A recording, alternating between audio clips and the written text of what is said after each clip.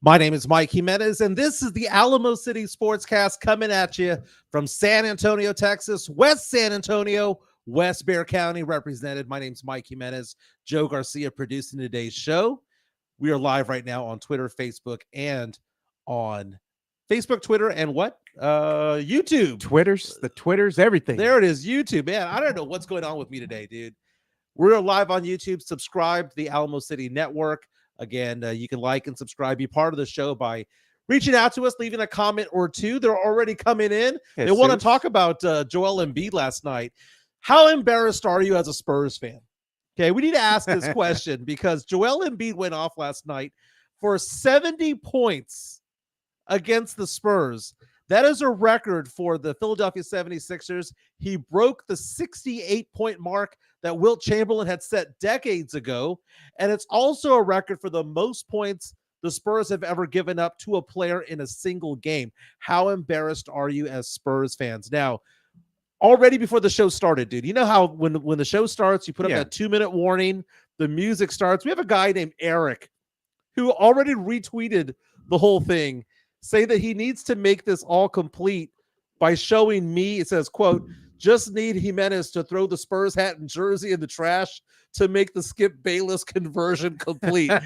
Are we going to do that? Are we going to take off our Spurs jerseys, burn them in the trash because of what happened last night? I'm still wearing my Spurs jacket. I got it on right now. There you go. There you go. Now, I'm not going to do that. Although I do find it funny when Skip Bayless does do that.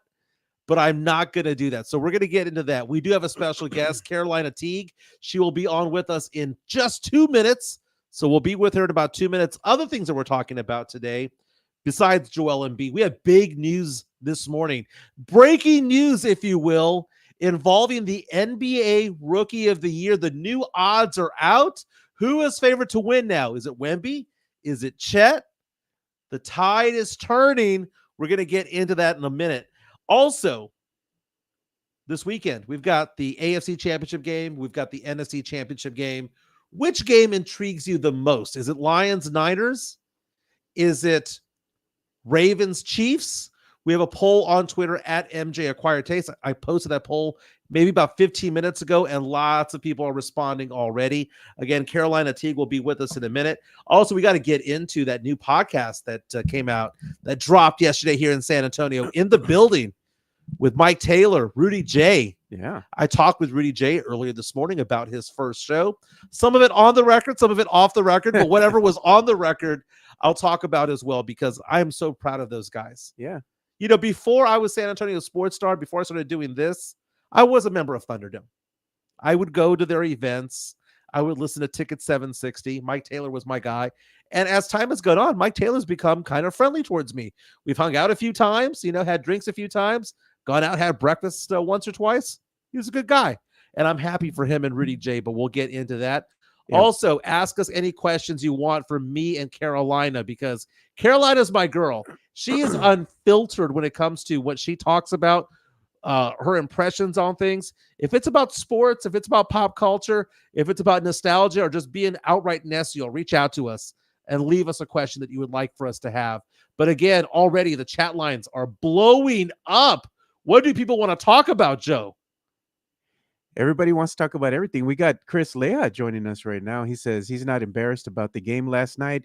Embiid just had that game last night. If we lost by 40 and Embiid going for 70, I would be okay. Okay, that's Chris Gonzalez with that comment right there. Gonzalez, yeah. Lots of people reaching out to us right now. People saying Wemby over Chet. Again, we'll talk about the Rookie of the Year. Let's bring in Carolina Teague. You know, I mean, she's the pretty one in this podcast today. Carolina Teague, how you doing, CT? What's up, you guys? How are y'all doing today? Wait a minute. I'm looking at my clock right here. It is Tuesday. Do we have a Tuesday with Teague? We do. We do. I didn't even think about that. I just realized that right now. I was like, I had to think of something, and I was like, wait a minute. It is Tuesday. We have Carolina Teague with us right now. Let's get into some sports topics because last night, Spurs lost to the Philadelphia 76ers 133-123. Spurs kept it close. Had a lead in the first quarter, kept it close in the second, kind of got to a double-digit area in the third quarter, but they played tough. Spurs lost by 10 last night, dropping to a record of now 8-35 on the season. But the big news last night was the fact that Joel Embiid went off. 70 points on 24 of 41 shooting. Dude was 21 of 23 from the free throw line. 70 points, which is a record for the Philadelphia 76ers. It eclipsed a record that was once held by Wilt Chamberlain, who had 68 points many years ago. And the Spurs gave up the most points ever to an opponent ever, a single player opponent in one game. Carolina Teague, scale of 1 through 10. How embarrassed are you as a Spurs fan as to what happened last night? 10. 10. Just I'm go at 10. Absolutely. We could try to slice this pie any way we'd like, and we can go into as many deep dives as we like. But when Joel Embiid drops 70 points on the San Antonio Spurs of all teams, you goddamn right I'm going to be embarrassed. Yes. This is when we had conversations in the past about Victor Wembanyama and how he would size up against somebody like Nikola Jokic, Joel Embiid. These are the people that we were talking about. And Jokic versus Wemby, that was a good matchup. It wasn't, as disrespectful as what Joel Embiid just did. He had a stat line like Michael Jordan last night. Not only Chamberlain's record for the franchise, he also had a same stat line as Michael Jordan: 65 points, 15 plus rebounds, 5 plus assists. Something of that nature, something crazy like that. And only Michael Jordan has done something like that. You goddamn right, you should be embarrassed. This reminded me of David Robinson's box score when he scored, 71 points against the Clippers to end the season way back when. And it was not televised. So, I saw people bringing up the David Robinson thing back in the day. Stop bringing up old shit. What's going on right now? Right now, Joel Embiid just dropped 70 points. Well, why aren't we talking about that challenge? This is bad. That's where I was going to go. Talk about his performance. On a scale of 1 through 10 of embarrassment, I will respect your 10. I'm going to say that it's about an 8. Okay, for me, because the Spurs at least kept it within 10. As that one listener responded, if the Spurs had lost by 40 and Joel Embiid went off for 70, that would be beyond a 10, right? Yeah. But when it comes to last night, the Spurs kept it close. The Spurs were actually winning most of the first quarter. They kept it close in the second. Third quarter kind of got away, but they kept it within 10 or 15 points, which means that Embiid had to still stay out there and do his thing. But man, the person who should be the most embarrassed is Zach Collins, who in 20 minutes last night was 0 for 7, 1 point, missed all 5 3-point attempts. And my God, Joel Embiid must have had half of his points on Zach Collins. He made Zach Collins look like a 6th grade boy out there. I don't believe that Zach Collins is 7 foot, because what is Joel Embiid? 9 feet tall? Joel Embiid was bodying him up the entire time. I understand bodying up Wemby, dude. Wemby is built like Kevin Durant, only taller, right? Wemby is not the girthy guy. He's not Jokic. He's not Giannis. He's not, Joel Embiid. But Embiid was going out and just outright abusing Zach Collins. And now so many parts of Spurs Twitter right now are coming at me going, dude, this is the most embarrassing contract because the Spurs signed Zach Collins to this extension. And Collins yesterday looked like a fool out there. He looked ridiculous out there. Hey, we got a comment here from the Drew Show. Yeah, and I want to get into this in a moment. We'll readdress the Drew Show. Thank you for the $5 tip, Drew. We'll do that. What did he say? Let's keep it on sports for right now. Okay. Right now, but we're gonna address Drew. We're gonna address your comment there. And by the way, I love this comment here. It's not cheeses with Teague. It's breakfast with CT. I'm hungry. There you go. Okay, let me just say this. I like that you're being nice today and you're giving them an 8, because I tend to be on the other side of the spectrum. And at this whole, at least we lost by 10 points thing, and at least we didn't lose by 40 points. I am so tired of these moral victories. Oh, okay, great. So now we're just 8-35 now. Now the Spurs are just 8-35, right? Because moral victories are okay in everybody's world. We're just going to keep making excuses and excuses and excuses and excuses for a team that's having a losing season. Well, I don't think Zach Collins. I think it's the realization that this team sucks. I think it's the realization that the Spurs only have 3 players on this entire roster that are worth keeping. I think it's the realization that we're starting a G League team out there with a couple of NBA players and with Wemby. That's basically it. They need to blow up this entire team. And you go up and down. I like the story of Champagny. I like him on this team, right? But that guy should be the 8th or 9th guy on the team. Sohan, he's doing a lot better. He's doing a lot better. But I mean, is he really a starting power forward in the NBA right now? No, he wouldn't be starting for 3/4 of the teams in the NBA right now. Wemby's a phenom. We know he's going to be good. Yeah. Trey Jones playing a lot better. Injured, by the way, hurt his ankle in the game. Don't know how long he's going to be out, or if at all. Conflicting reports online right now about whether that ankle injury is going to keep him out for a while or not. Vassell, 22 points last night on 7 of 13 shooting, but inconsistent. Might be averaging 18, 19 points per game, but is very inconsistent. And then there's nobody on the bench. Keldon Johnson, inconsistent as well. This team is just bad. And I think the moral victories are there because people are trying to find a silver lining in this. And they're like this team is going to get better. No, they're not. That's a fallacy. They're not going to get better because they're not talented. Victor Wembanyama is talented. He is going to got to build the team around him. But there is nobody else on this team right now that I give 2 shits about other than Victor Wembanyama. Hey, check this out. This is funny here by Chris Leha. He says, Traffic Cones Collins, a.k.a. Booty Crumbs, because he says that's how he plays defense. Yeah, like a traffic cone. Yeah. Just Yep. an FYI, last night, Joel Embiid scored the majority of his points against Victor Wembanyama. Well, Wemby hold on, wait. So let me say this real quick. He scored the most points against Victor Wembanyama, but that doesn't diminish Zach Collins' horrible playing last night. It doesn't at all. I mean, Joel Embiid just kind of like bulldozed over him the entire night. I mean, did anybody put up like a fight against Joel Embiid? Obviously not. He scored 70 points. There's nobody with the size to do so. I'm sorry? There's nobody with the size to do so. Zach Collins is probably the best one. That's what I'm saying. It should be Zach Collins that should at least maybe hold Joel Embiid to, I don't know, less than 50 points. Right. So Victor Wembanyama playing center works against about 26 teams in the NBA. There's about 3 teams out there that it doesn't work for. It doesn't work against the Nuggets because Jokic is too big. It doesn't work against Joel Embiid and the Sixers. And there's probably a couple of others that it doesn't work against. The rest of them, he can finesse his way and block and do weak side defense on and get a block or 2 or 5. But the fact of the matter is that last night's game just showed that you need to have somebody by Wemby's side that is going to provide that defensive girth, if you will. But last night, Spurs losing 133-123. I understand what you're saying, CT, about moral victories, and no one likes them anymore. Somebody just said that right now. They said the Spurs are the NBA champions of moral victories. Exactly. I understand. That says we only lost by 10. This is a rebuild phase.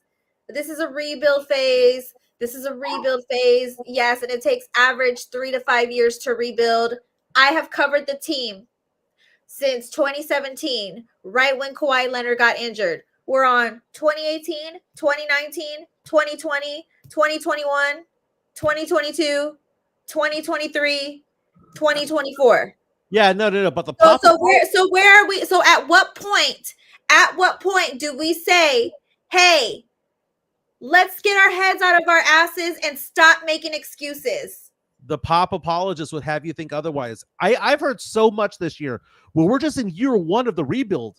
What the hell was going on the last 4 or 5 seasons? What was going on after Kawhi left? I understand everything was a shit show because Kawhi left. But let's stop making excuses and let's stop saying, hey, we're in a rebuild phase. At what point do you start looking at the organization and you start saying, hey, what is going on with the organization at this point? Because something isn't working. They got a lot of picks for years to come. But other than that, What has happened lately that can make this team into a winning team? Devin Vassell has been on the team for a while. Keldon Johnson has been on the team for a while. They have moved pieces away that were really great pieces. Derek White was moved away. I don't care how you feel about DeJounte Murray. DeJounte Murray was moved away too. Was he the guy? Probably not. But with Victor Wembanyama, it would have been great. Now, we can talk about how the trade would have never happened if DeJounte, whatever, right?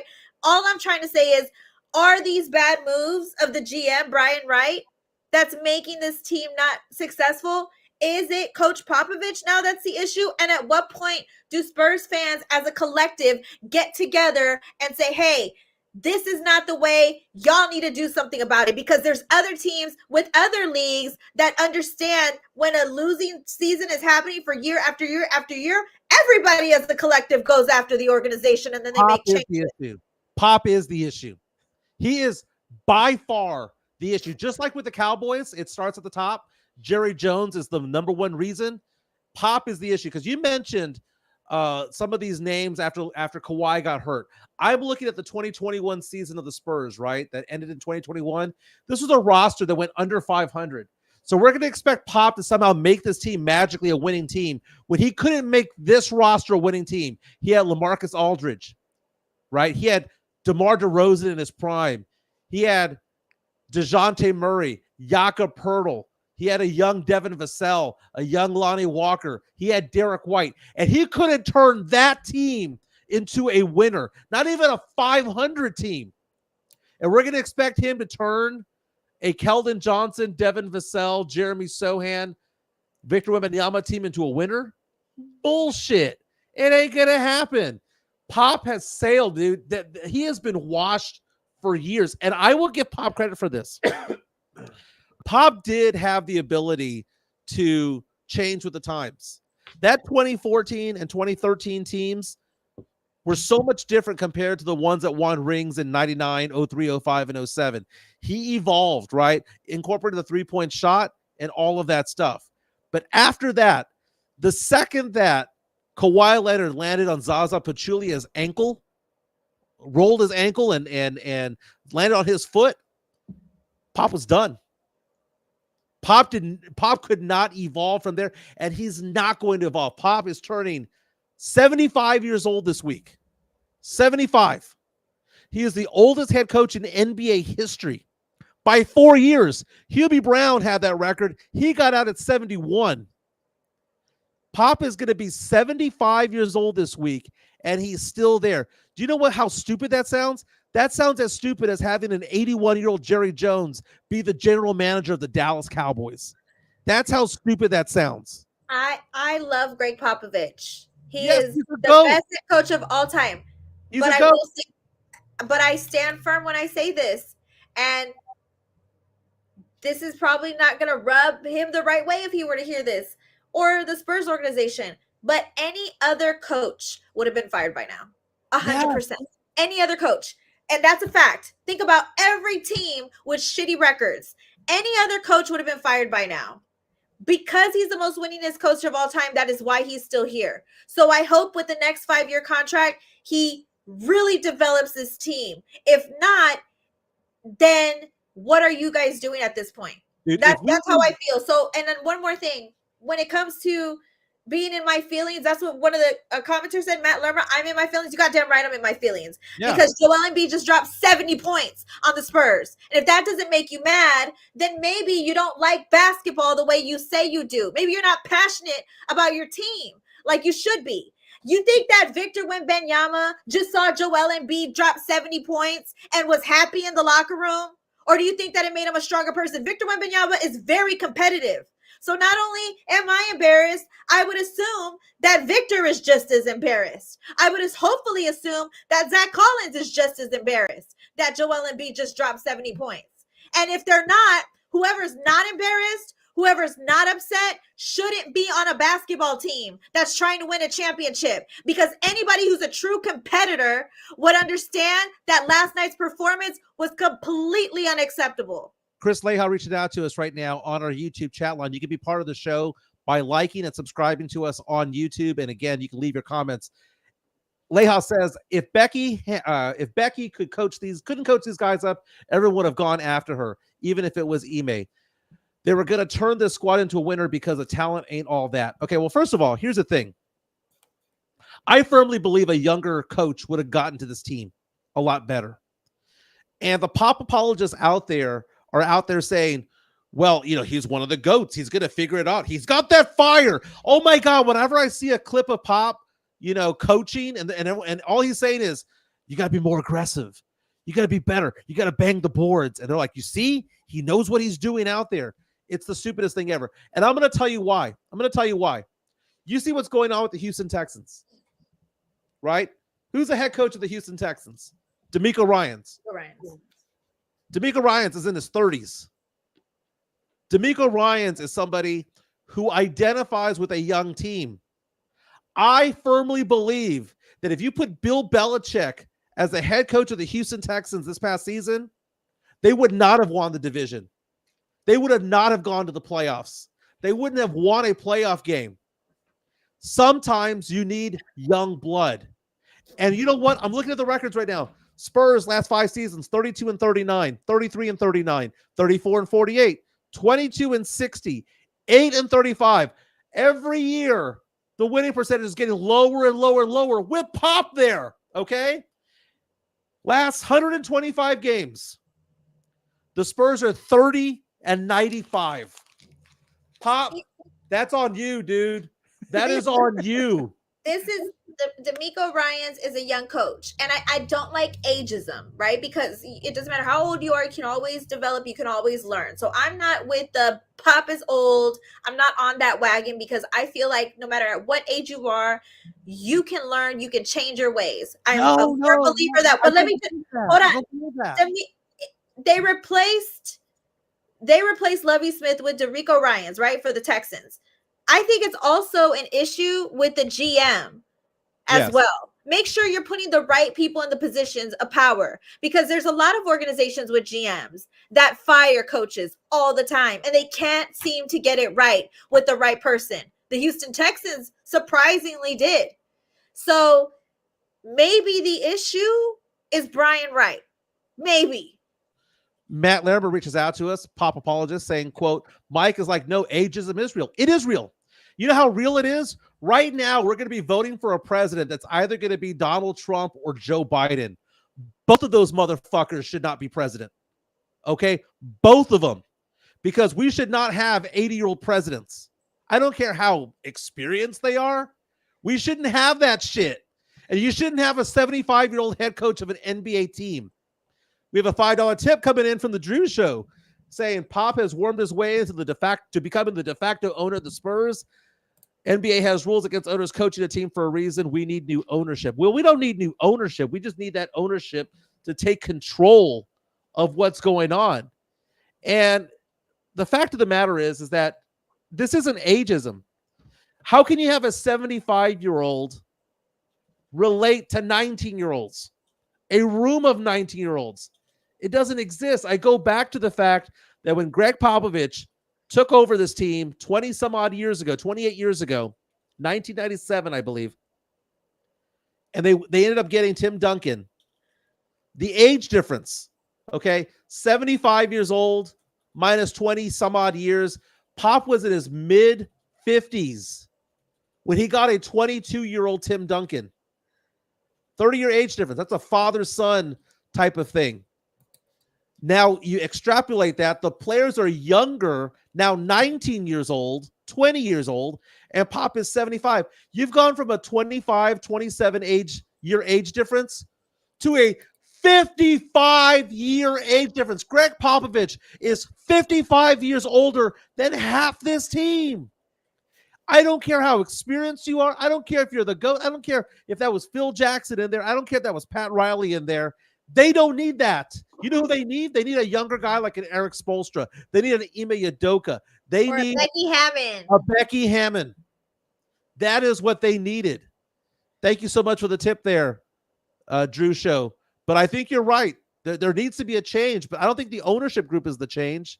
The ownership group just needs to take control of this team and realize that the ship is sinking. How many other teams out there?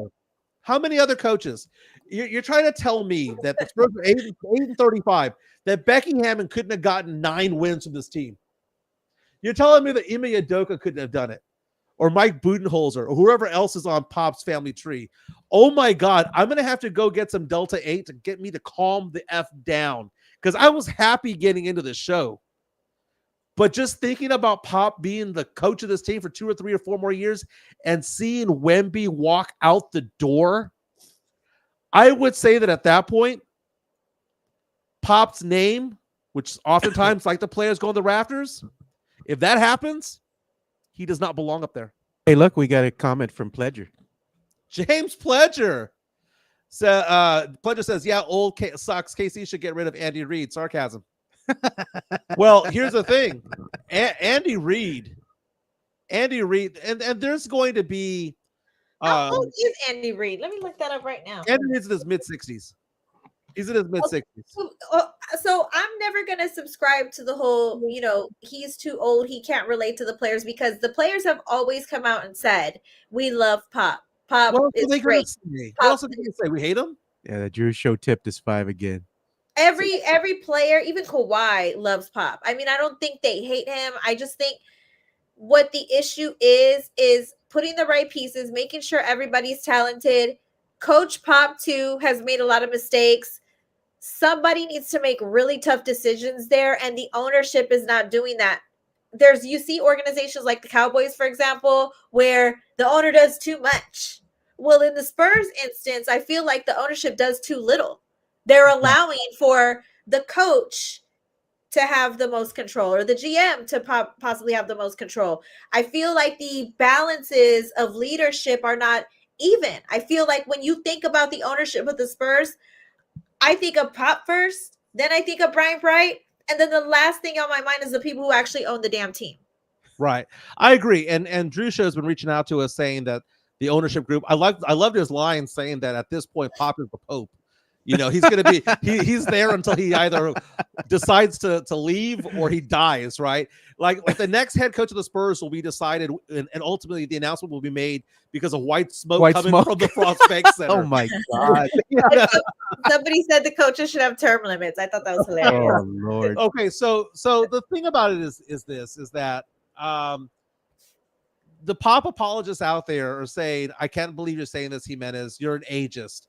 And yes, I am. In this particular sense. Now, are there coaches out there that can do various things? So, for example, James Pledger of San Antonio Sports Star, Extra Innings, listen to it. It's Monday through Friday, 6 p.m. He said, Andy Reid. Well, that's great. Last time Greg Popovich was in the NBA Finals and was worth a damn as a head coach, he was Andy Reid's age. Andy Reid right now is 10 years younger than Popovich. What were the Spurs doing 10 years ago? Winning rings or going to back-to-back championships. You say that right. It's not rings. It's ranks. There you go. Ranks. Hey, look, let's read this comment real quick by the Drew Show. He had put, don't need new ownership. Then who will force Pop to step down or step back? He runs this team as if he owns it. He is allowed to new ownership because he is allowed to new ownership. So I didn't say they should have new ownership. I'm just saying the ownership doesn't pop in my mind ever. No, I feel like they don't run anything. Do you think Brian Wright is the actual GM or is it really Pop? Pop. See, and that kind of concerns me a bit because let's go. The Spurs lucked into getting Wemby. They obviously tanked last year. 14% chance they got Wemby, right? But then you go back in time to the fact that Pop did not want to play Keldon. He didn't want to play Devin Vassell. He wanted Sohan at point guard for some reason. You can go back in time to about 10 or 12 questionable things over the past 6 or 7 seasons. And it's like, I don't understand. Again, he had a team that had LaMarcus Aldridge, DeMar DeRozan, that had Rudy Gay, which was a pretty decent player back then, had Patty Mills, DeJounte Murray, Jakob Poeltl, Devin Vassell, Lonnie Walker, Derek White. Could not get to 500 with that team, but we're going to somehow expect him to build this team up into a winner as he's turning 76, 77, 78, 79. Who does he think he is? The president of the United States? No. It's time for them to chop the head of the snake Look at what off. Pledger said. He said, Reed has Mahomes, Pop had big three, and Kawhi. Players will always be what wins. Oh, no, I agree. And we actually have Victor Wembanyama, who is a phenom. So we got 8 wins. You put the guy on. Yeah, go ahead. The reason why I think Pop runs the show, and the incident that sticks out to me the most, is the Josh Primo situation that had happened. Yeah. And when everybody was trying to figure out what was going on with Josh Primo, the details regarding the indecent exposure alleged incident, everybody had a lot of questions. And in the press conference room, Pop came out and answered the questions. Why wasn't it Bryant Wright? Why is it the coach answering questions about sexual assault allegations? Why isn't the GM right next to him answering these questions? Brian Wright was implicated in allegedly knowing about this. Oh, okay, yeah, I forgot about that part. But still, at the end of the day, he could have came out still and been like, hey, this is under investigation and we're not making comments at this time. Just something as simple as that would have let me feel comforted, as if, you know what, he's standing there right next to Pop because he's the real boss and he has his back. Agreed. Or even just sitting next to him would have been huge. To make it seem like we're all in this together. Sitting next to him, even saying we're not going to comment, anything like that would have made me feel like, okay, Pop doesn't run this team. But that gave me Pop runs this team.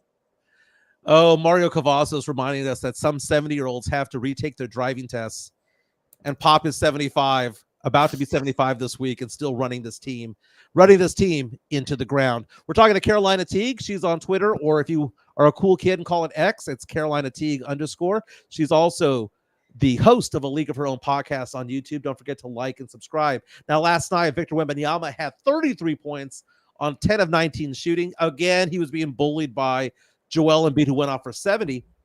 But Wemby, going for 33 yesterday, brought his season average above 20 points per game. So now he's averaging 20.4 points per game, right around 10 rebounds, around 3 blocks per game. And we've been talking about this whole rookie of the year, right? Because Chet Holmgren won Rookie of the Month in November, won it in December. And the Vegas odds were saying that Chet Holmgren was the favorite to win Rookie of the Year, even though Wemby has him on points, rebounds, assists, and blocks. The fact of the matter is that Chet Holmgren plays for a team that's winning, battling for a 2 or 3 seed in the West. Well, breaking news overnight. You know why I know this is breaking? Because who else in San Antonio follows this shit other than me?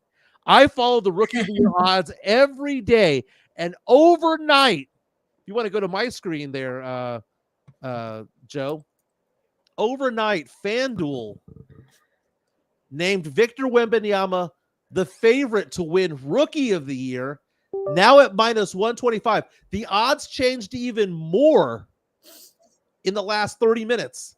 Minus 125 favorite over Chet Holmgren. If you go to DraftKings has both of these guys tied for the same odds to win Rookie of the Year. And if you go to BetMGM online, they still have Chet as the favorite. But according to FanDuel, the tide is turning. According to FanDuel, they believe that Victor Wembanyama is the favorite now to win Rookie of the Year. It's about damn time. It's about damn time. It's about damn time. I just realized I had a little Lizzo in me there. But hey, no, man, I there find ain't that to nothing be little interesting. about Lizzo, bro. So what are your thoughts on this? What are your thoughts on now Wemby being the favorite according to some of these online sports books?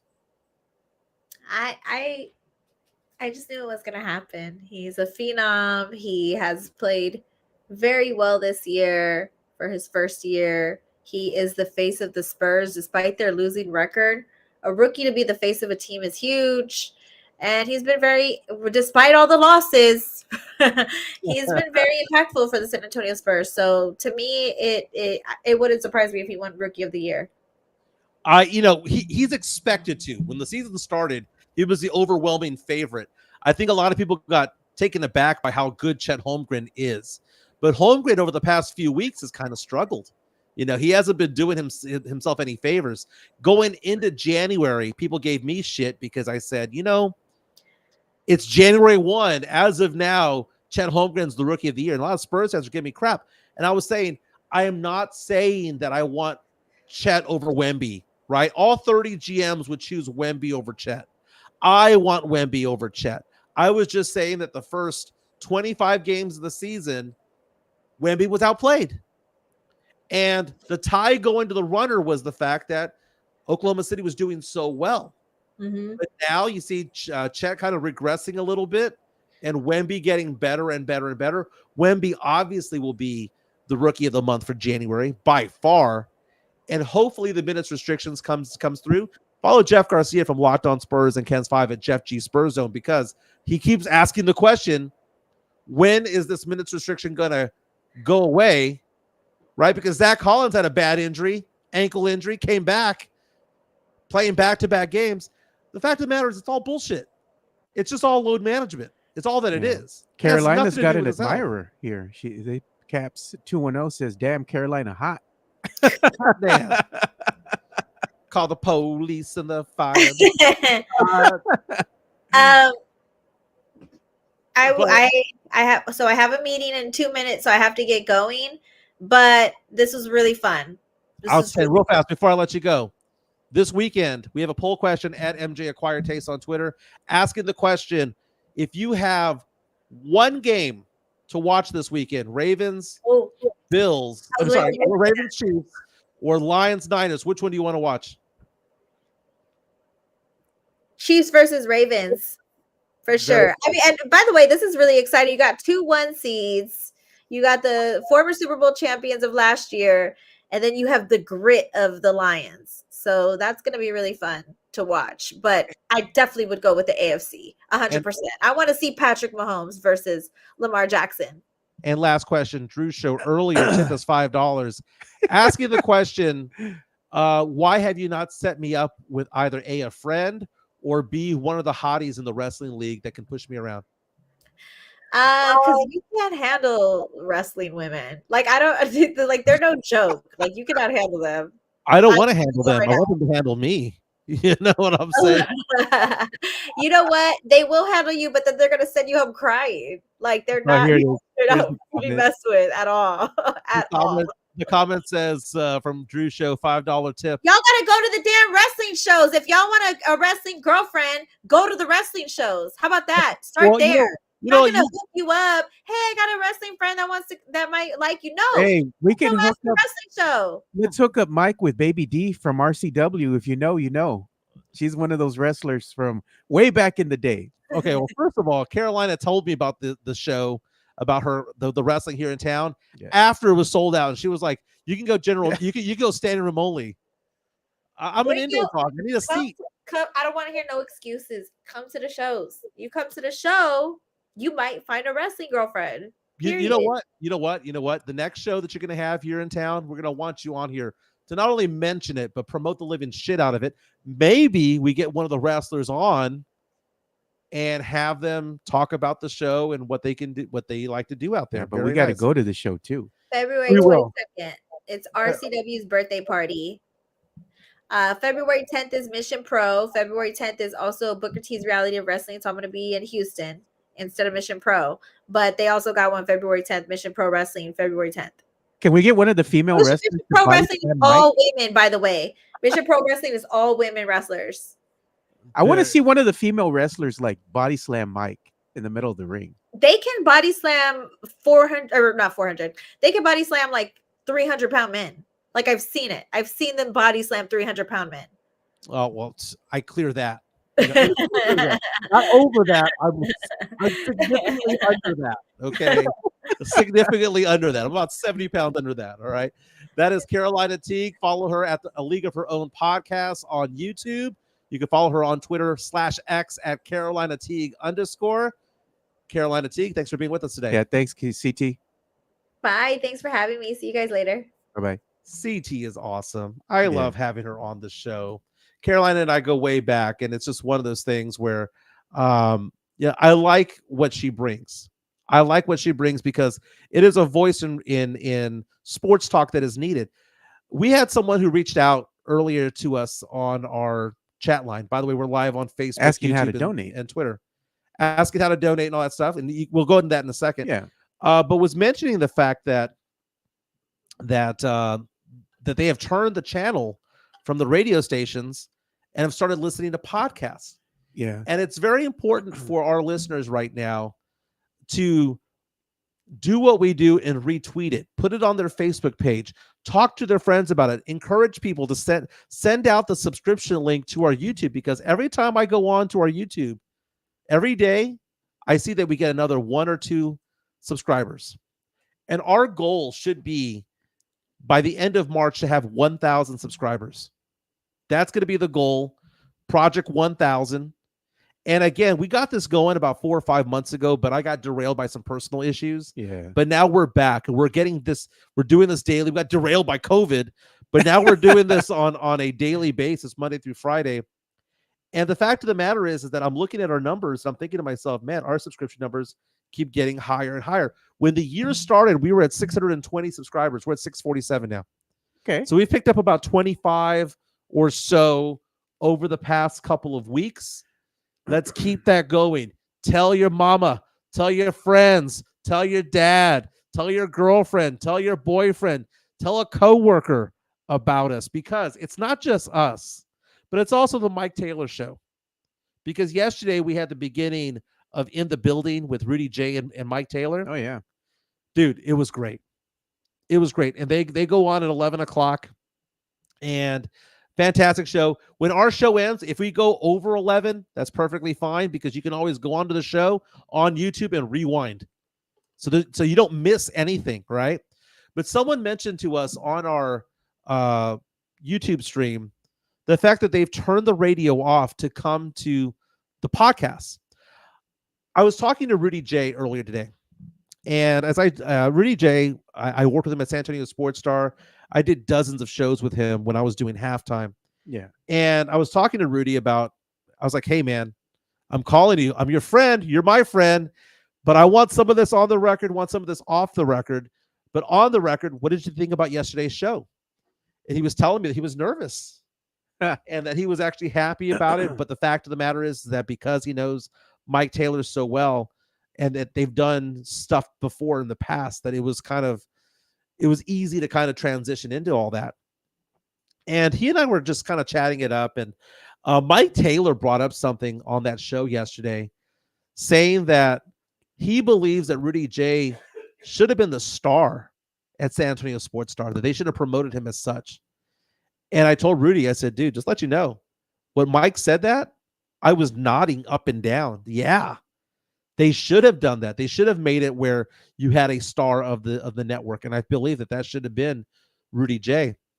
And we were talking about podcasting. I'm like, yeah, my show doesn't really interfere with your show. Your show doesn't interfere with ours. But I was talking to him, but I was like, Rudy, think about it. 6 months ago, who were the 3 most talked about people on sports talk radio in San Antonio? I'm not saying the best.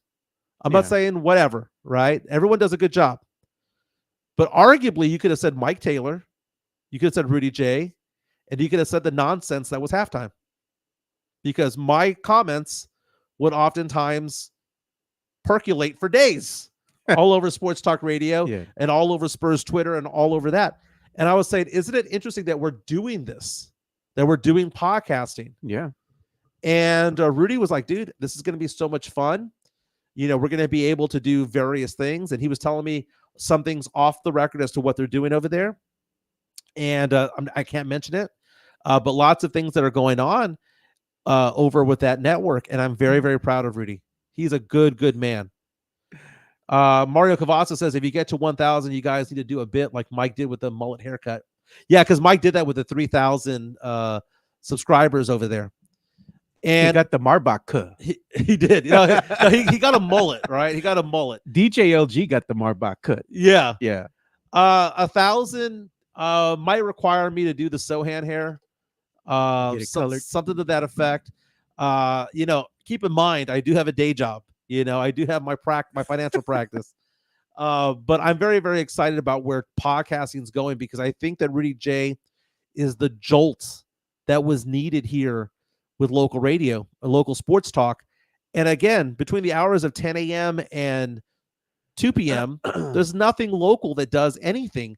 You'll be listening to the Colin Cowherd show. You'll be listening to the Jim Rome show or Greeny or whatever the case may be. Yeah. If you want local content, you got to go to YouTube and you got to tell people what we're doing and actually advocate for us, because there's only so much that we can do to advocate for ourselves. We need our listeners, our subscribers, to grow our subscription base. So as we grow, we'll be able to do more things here for you, the fans, so we appreciate you guys' support here, and helping the show grow. Jesus Rivera, show Joe the same amount of love. He's the GOAT. Thanks, Jesus. Oh, and Matt Lerman says, just wear a hat at work for the hair. Yeah. Hand of a fist asking the question, doesn't 1,000 subs get you monetized? It does. It does. But then also the number of viewing hours. We hit the viewing hours. Oh, yeah. We hit the viewing hours easily when it comes to things.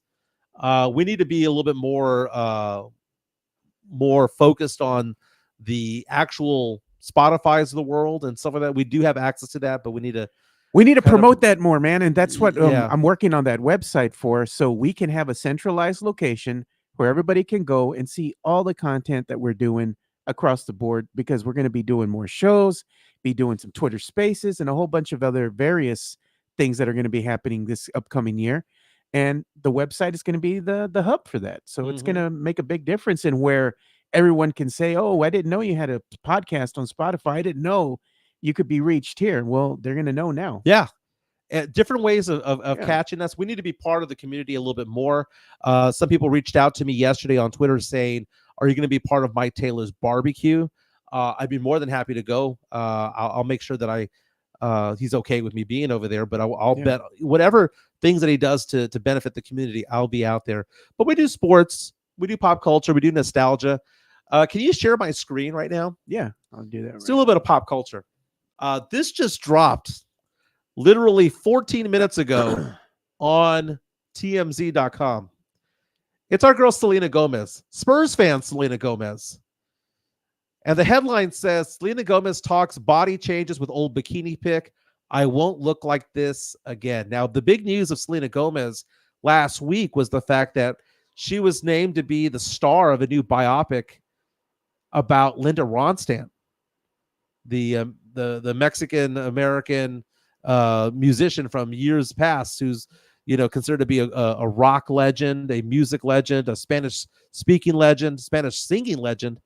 But she was talking about the fact that people are giving her crap about various photos of her from the past compared to now. So in the past, when she was part of the Wizards of Waverly Place, which, by the way, they're coming out with a sequel to Wizards of Waverly Place, a reboot on Disney Channel, and she's going to be part of it. She's not going to star in it, but she's going to appear in the first episode or so. Cameo, yeah. But she's also in that show with Steve Martin and with Martin Short as well. But she's talking about the fact that people are body shaming her because, she has obviously gotten curvier as time has gone on. She has had medical issues over the years. She had a kidney replacement, for crying out loud. And people are giving her crap about her body. People are giving her crap about the fact that she's now dating the music producer Benny Blanco. And I'm like, just leave her alone, dude. She is beautiful. Selena Gomez is beautiful. And I think for a lot of people, they believe that Selena Gomez is like still a teenager. She's in her 30s, for crying out loud. It's like those people who give Taylor Swift shit going, oh, all the 5 and 10-year-olds listen to Taylor Swift. Taylor Swift is 34 years old. There ain't no 5 and 10-year-olds at her concerts. Those are all 35, 40-year-old women. They have disposable income now. Exactly. Exactly. But it says in 2022, Selena Gomez famously said, being skinny wasn't worth the hassle of denying yourself your favorite foods, adding, quote, bitch, I am perfect the way I am. She's going full BB Rexa. What's wrong with BB, man? What's wrong with BB? Selena Gomez, Mexican-American, Texan treasure when it comes to it all. I love me some Selena Gomez, but that story dropped on TMZ.com like literally 20 minutes ago. I love her. Have you... What's that? Chris Gonzalez. Jimenez, she is in the range, right? Half plus 7. All right. Yeah. So in the range for me is 30 and above. Now, my daughter has told me that when I officially become divorced and I'm starting to date, she says that she wants that girl to be at least 18 years older than her. So my daughter's 20. So she's saying 38 and older. And I'm trying to push the limits. I'm like, Gabby, what if it's 35? And she goes, that's just weird. She was in high school that girl would have been in high school when I was born. And I'm like, I don't think I can go below 35, by the way. Why? I just can't. Not for a relationship. No. That's just not going to happen. You're going to be like, no, it's not going to happen. How old are you? 35. 35, fine. 34. 32? 34. No, because when I got divorced the first time, I was 32 years old, and the girl I started dating was 24. And I dated her for about 6 months or so, and then we broke up. That was weird because it was like certain pop culture references that she didn't get, because I was like, oh my God, that song came out when I was in high school. And she was like, I was in 2nd grade. And it was just a weird thing. So you make it 15 years, 13 years. I think that 35, that's 11 years younger than me, is as far down as I'm going to go. You should have like a little card and have like these actors or, iconic movie scenes in there, at least 3. And if you bring it out, right, when you're talking with someone, you're like, do you know who these guys are? And that'll tell you, does the conversation continue or it's been real? I got to go. That's so funny. That is so funny. Today's Tuesday, right? Yeah, Tuesdays with Teague, man. Tuesdays with Teague. So apparently, was this today? The Oscar nominations came out today? There's been a whole bunch of stuff happening today. I know there's been a lot of the Oscar nominations were just released in the past hour. More breaking news. My goodness, this whole show has been chock full of breaking news, but it appears as though the big winner when it comes to nominations, let's go ahead and show that, is going to be Oppenheimer, along with a movie called Poor Things, Killers of the Flower Moon, and Barbie.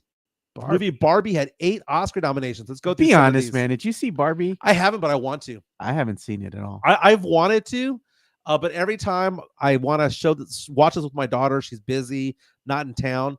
Best Picture, the nominees are American Fiction, Anatomy of a Fall, The Holdovers, Barbie, Killer of the Flower Moon, Maestro, Oppenheimer, Past Lives, Poor Things, and The Zones of Interest. Look at that. Barbie nominated for Best Picture at the Oscars. Let's go to Best Actor. Bradley Cooper for Maestro. Paul Giamatti, Jeffrey Wright, among others. Best Actress include Annette Bening, Carey Mulligan, Emma Stone. I love Emma Stone. Supporting Actress, Sterling K. Brown, who's a very good actor, by the way. Robert De Niro, Robert Downey Jr., Ryan Gosling, Mark Ruffalo. That right there is a star-studded supporting actor nomination. Best Actresses, Emily Blunt for Oppenheimer, America Ferrera for Barbie, Jodie Foster also there as well. So again, this is going to be a very interesting thing. What I like about the nominations that we're seeing so far is that people actually saw these movies. They saw Barbie. I haven't seen Poor Things, man. I don't even know what that is. Yeah, but people saw Oppenheimer. People saw Barbie. It wasn't like last year. I think it was Everything Everywhere All at Once won all the awards. And that might have been the shittiest movie I've seen in 5 years. Man, it wasn't that bad. Oh my God. It was bad. Pure shit. It was pure shit. Hand of a Fist says Gosling steals Barbie. Yeah. I'm a Ryan Gosling guy. Dude, Ryan Gosling, great actor. The dude is hooking up with Eva Mendes. They're still together too. They have kids together. Yeah. I mean, I don't know if they're married, but the fact of the matter is that they may as well be. Common law at the very least. Lots of breaking news today, my man. Check this out. I didn't even see this till right now. I hope it is official Shams. Yeah. Shams Charania just posted right now. Cavaliers player Tristan Thompson, the infamous Tristan Thompson. He's been suspended for 25 games for violating the league's anti-drug program. Why is it that all these dudes that get involved with the Kardashian clan, they partake of the drugs, man? You know, the Kardashian clan is just riddled with nonsense, man. It's Like, nuts, man. can you trust them? Let's say that you were dating Kourtney Kardashian or Chloe. Could you trust them for anything that they say? Because everything that they say and do is for money, right? I mean, talk about a big red flag. Okay. As I get divorced and decide to start dating and whatnot, a Yeah. big red flag for me is going to be, do you watch the Kardashians? Because if you do, I don't want to see you. That's a big red flag for me. Same thing goes with Real Housewives of fill in the blank as well. Hey, somebody had a good question right here. Check this out. And this is big news, actually. Chris Gonzalez says, hey, what do we think? You and me.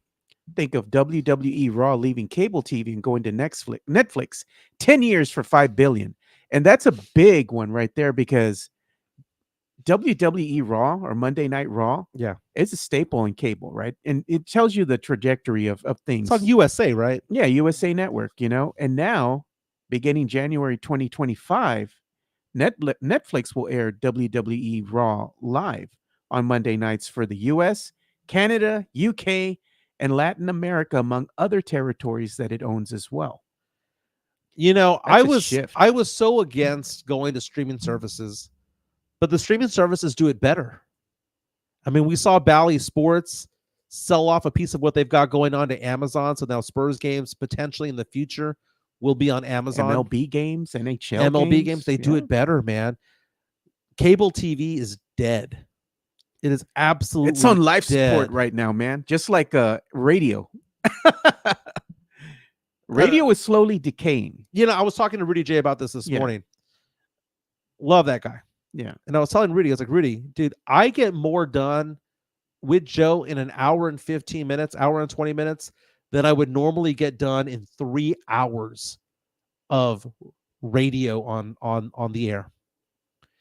Watching a podcast of me and you or of Rudy and Mike Taylor is better because we get to do so much. It's not because we get to cuss and all that stuff. That's fine. We don't have the FCC behind us or looking over us.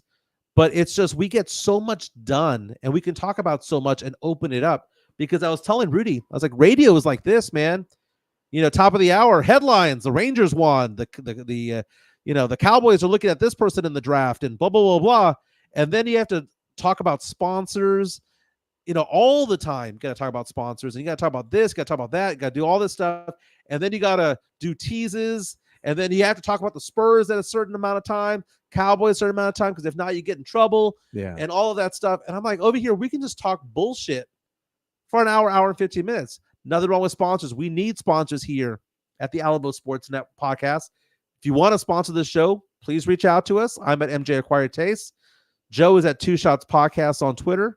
We would love to have your sponsorship so that we can promote your shows, promote your content, promote your business, go out to your business. We've had in the past Mudslingers. We've had in the past Matt Pecker Brewery, MCS General Contracting. Cynthia J. Sanchez of the Realtor. J-Par Real Estate and Serenity Manor. Serenity Manor has also done this as Everybody well. always says Serenity Now from Serenity Seinfeld. Now, exactly. Chris Gonzalez is down and says, radio TV, you can get a lot done in 45 minutes, but the movies are going to go for 3+ hours. As I was telling Rudy, I was like, Rudy, we get so much content in and no one gets to tell us what we're going to do. We don't get judged on who our guests are. Speaking of which, what guests do you like? And I'm asking this to the people who are on our chat line right now. I'm sure Carolina Teague is loved by our listening audience. Oh, yeah. But we've had in the past Anthony Pittman. We've had Jeff Garcia. Don't forget to follow Jeff Garcia from Locked On Spurs and Ken's 5. Your daily content when it comes to San Antonio Spurs, I follow on YouTube. I follow on Spotify. Joe and I are oftentimes guests on that show. Jeff just retweeted something, and I don't know how official this is, but it says the 70 points that were scored by Joel Embiid, 23 of them were on Zach Collins, 16 on Wemby, 8 on Sohan, 2 on Keldon. The rest were free throws. He went to the free throw line a lot, dude. And knocked them down. Dude, speaking of which, last night I officiated a basketball game. 2 of them, in fact, over at Brennan High School. I officiated the Antonian High School versus Brennan High School boys freshman and JV last night, and it was my first game since I had COVID. How did you hold up? Dude, I was afraid, man. Are you shaky? First game, I was perfectly fine. The problem with Brennan High School is that they don't have a place for us to go to the restroom. You know, like the boys' gym is so far away from where we actually play. So there I am going into the public restroom in my stripes. And I noticed there that this guy looks very, very familiar to me. And I realized that it's my friend's boyfriend. And he was like, "Hey, what's going on, man?" And I'm like, "Oh my God, your kid's playing." So it was weird officiating a game yesterday where I knew the mother of one of the players. Oh gosh. And I called him for an offensive foul. And after the game, the mom's boyfriend came out to me and I said, "Hey, was he number 20? And so he goes, "Yeah." I said, "I nailed him for an offensive foul." And you know what he said? The boyfriend of the mom, that was the right call. He pushed off. He pushed off. It was fun last night. But I tell you what, though, the last quarter was brutal, man, on my legs. It'd been a while. But I've got a string of 8 nights of refereeing in 12. 8 out of 12 nights. But, Joe, what do you got going on this week? Just looking forward to going to that Spurs game on Friday, man. With the floor seats, I already invited the last person. I'm waiting to hear back from them. We do have Christopher Leha joining us. We got four tickets. We're going to be sitting courtside, 5 rows from the floor. You know, we'll be over there in the the plexiglass tunnel to be able to see the players. Hopefully, we get some good shots of Wemby and stuff. So, looking like it's going to be a good time, man. I'm looking forward to it. My first outing since COVID. You know, I've been here in the house just chilling and recovering. I mean, we're fully recovered already, just residuals, little stuffy nose, but that's about it. Looking forward to getting back out and mingling with the people, man. Chris Leha reaches out to us saying, "Shout out to my guy, Joe G, for the invite." Yeah, always, man. Take care of my peoples. I'm looking forward to it, man. I'm looking forward to it. He said, Chris Leha, man. I talked to him last night, right? We're talking late at night. Yeah. He says, "I'm going to talk mad shit about Collins. I'm going to get kicked out." Did you see Spernandez post a video of his girl getting an autograph of Zach Collins? And he's like, she's there smiling, taking a photo with him. And he's there going, "She loves you. She has a crush on you. She thinks you're hot." And I was there thinking, man, if I was Chicana Fuerte, I'd be like all embarrassed. Oh no, dude. She probably loves it, dude. She's a big Zach Collins fan, dude. Yeah. She's always telling him, even when he was sick, she's like, "You need a Latina in your life to make you a caldo and rub the Vicks on you." She got a little smile out of him. Spurs back in action tomorrow night, Wednesday, against the Oklahoma City Thunder. Chet Holmgren coming to San Antonio. This game is nationally televised. It's a late tip-off, an 8:30 tip-off on ESPN. By the way, we're talking about the Oscars and who was nominated. TMZ just dropped an article right now talking about which stars were snubbed. And they were saying that the biggest snubs include Leonardo DiCaprio for Best Actor, along with Zac Efron, who was in The Iron Claw. Was he Carrie Von Erich in that? I think so. I gotta watch that, man. I think it's almost available on the streaming services for free. Yeah, almost available. They were saying others that were snubs include Julianne Moore and Natalie Portman, Tiana Taylor, and Margot Robbie. Barbie herself got snubbed, apparently. Jeez. Very, very cool, man. Very, very, very cool. This has been a fun show. We'll be back tomorrow. We're going to listen to Mike Taylor. Going to listen to Rudy J in the building. We got to have them on the show. We got to get Mike Taylor or Rudy J or both of them on at the same time. We got to figure that out. Yeah. Man. Maybe we get them on remotely because they're going to be getting ready to do their show. Maybe we could get them on for a segment. A segment, a remote segment of what they've got going on. Yeah. They're great guys. And again, you listen to our show and then you go off to listen to their show. If you listen to it on YouTube, subscribe to them, subscribe to us. But if you go over there, all you got to do is hit rewind and the show starts all over again. You don't have to wait for the show. You're not going to join in progress. or anything like that. Hey, shout out again to Carolina for joining us, man. I know she had a meeting for work, so Yes, she gave us as much time as she could. So shout out to you, Carolina. Thank you. that is cool. That is cool. Got to get to work. My name's Mike Jimenez. That is Joe Garcia. Again, don't forget the like button on the way out and let people know what we're doing. Share what we're doing. Okay. Get us to 1,000. We'll go celebrate someplace. That's what we'll do. We'll go to Mad Pecker or someplace and celebrate getting to 1,000 followers. But my name's Mike Jimenez for Joe Garcia. This is the Alamo City Sportscast. We'll be back tomorrow. See you, boys. Peace.